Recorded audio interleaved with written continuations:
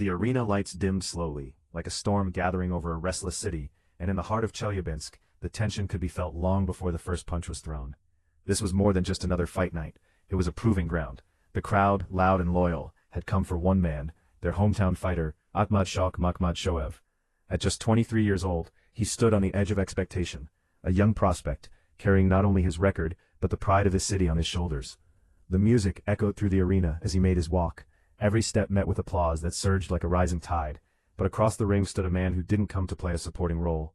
Artem Pugach, the seasoned road warrior, arrived without the noise but with something far more dangerous: experience. He had fought tough opponents, stepped into hostile territories, and made a habit of testing unbeaten fighters. There was no fear in his eyes, only calculation. The contrast was striking: youth versus experience, hometown pressure versus outsider freedom. As the referee called them to the center, the air tightened. Gloves touched briefly, but there was no respect in the moment, only intent. This was scheduled for 6 rounds, but already, it felt like a longer journey. For Makhmadshoev, it was about control, about proving he belonged. For Pugach, it was about disruption, about reminding everyone that records don't win fights, fighters do. And as the bell rang for round 1, the noise of the crowd faded into the background, replaced by the rhythm of footsteps, the flicker of jabs, and the silent question that hung over the ring: who would take control first? From the opening seconds, it was Artem Pugach who made his intentions clear. He moved with a low, compact stance, dipping beneath the line of fire, making himself a difficult target to find. His long arms worked like measuring tools, probing, testing, and then suddenly firing with purpose. A sharp jab snapped toward Makhmadshoev's head, followed by a digging left to the body, a statement of presence. Makhmadshoev meanwhile appeared measured, perhaps too measured. His lead hand hovered, touching, gauging distance, but not committing. The crowd urged him forward, but Pugach was dictating the rhythm. Every time Makhmadshoev looked to set his feet, Pugach would close the gap, slipping low and whipping punches up and around the guard. It was a style born from experience, awkward, unpredictable, and effective. As the round wore on, Pugach began to build momentum, mixing his attacks between head and body, finishing exchanges with authority. Makhmadshoev did find a moment late in the round, a stiff right hand that snapped Pugach's head back, a glimpse of the power he possessed. But it wasn't enough to erase what had come before. The bell rang, and there was little doubt Pugach had taken the opening round. In the corner, the hometown fighter listened intently, his team urging him to increase the tempo, to step into his shots, to impose himself. Because one thing was already clear: this was not going to be an easy night. Round 2 began with a subtle shift, a sense that Makhmadshoev understood the urgency of the moment. There was more spring in his step now, more intent behind his movements. He started to meet Pugach in the center, no longer waiting, no longer allowing the visitor to dictate the pace entirely. A short left uppercut on the inside caught Pugach's attention early, a reminder that stepping in carried risks. But still Pugach pressed forward, his confidence growing with every exchange. He continued to crouch low, rolling under shots, firing back with that looping left hand that came from unusual angles. It was difficult to read, even harder to counter. Makhmadshoev tried to time him, holding that right hand ready, waiting for the moment Pugach would step in recklessly. And when it came, he landed one of the cleanest shots of the fight, a sharp right hand thrown as Pugach advanced. It was a glimpse of the strategy that could turn the tide. But consistency remained the issue. Pugach was still the busier fighter, still the one taking more risks, still the one pushing the action. He bullied Makhmadshoev's back at times, using his physical strength to back him toward the ropes. The crowd grew restless, sensing the danger. 2 rounds in, and the underdog was not just surviving, he was competing. Thriving even.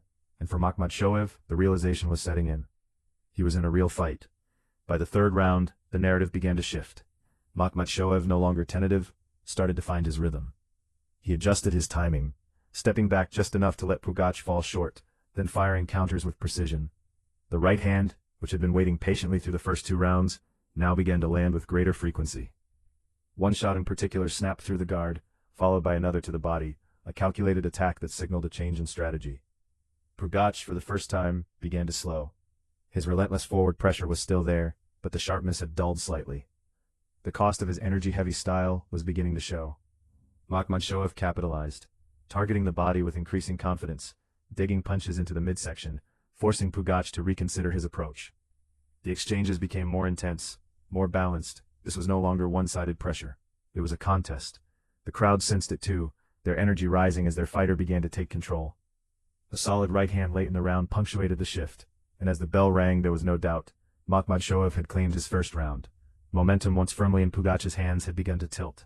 The fourth round carried that momentum forward, but it was far from decisive.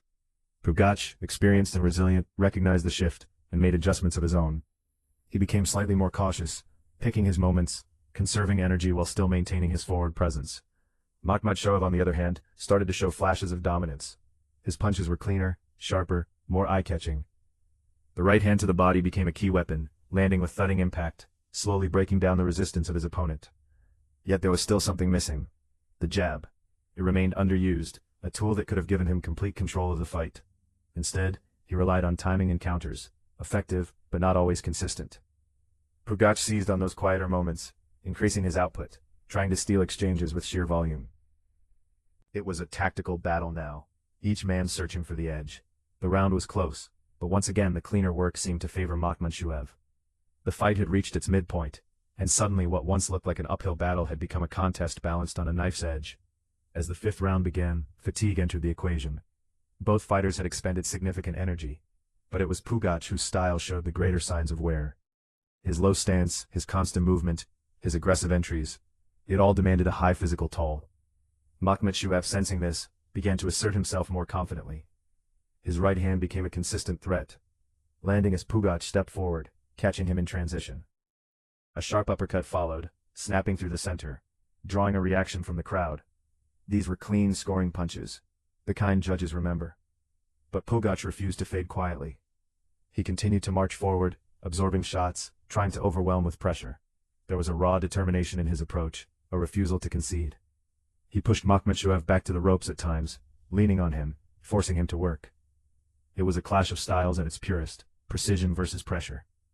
And while Pugach had moments, it was Makhmadshoev's accuracy that stood out. The bell rang, and with it, the sense that the hometown fighter had edged ahead. But with one round remaining, nothing was certain. The sixth and final round was a test of will. Pugach knew he needed something big, and he came forward with renewed urgency. His punches, though slower, carried desperation, thrown with the knowledge that time was slipping away. Makhmadshoev, now composed and confident, chose his moments carefully. He avoided unnecessary exchanges, stepping back, letting Pugach miss, then countering with sharp, well-timed shots. A beautifully timed right uppercut landed clean as Pugach rushed in, a highlight moment that captured the essence of the fight. The crowd erupted, sensing the finish. But Pugach kept coming, refusing to back down, pouring everything into the final seconds. Yet, the cleaner work, the sharper punches, continued to come from Makhmadshoev.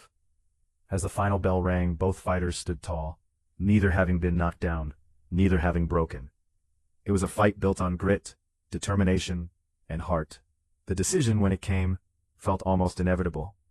Akhmadshokh Makhmadshoev was awarded the unanimous decision, his hand raised in front of his home crowd. It wasn't a flawless performance, far from it. He had been tested, pushed, forced to adapt. But in doing so, he had grown. For a young fighter in his first six-round contest, this was invaluable experience. Artem Pugach, though defeated, left the ring with respect. He had played his role perfectly, challenging, pushing, refusing to be an easy opponent. And in the end, that is what made this fight memorable.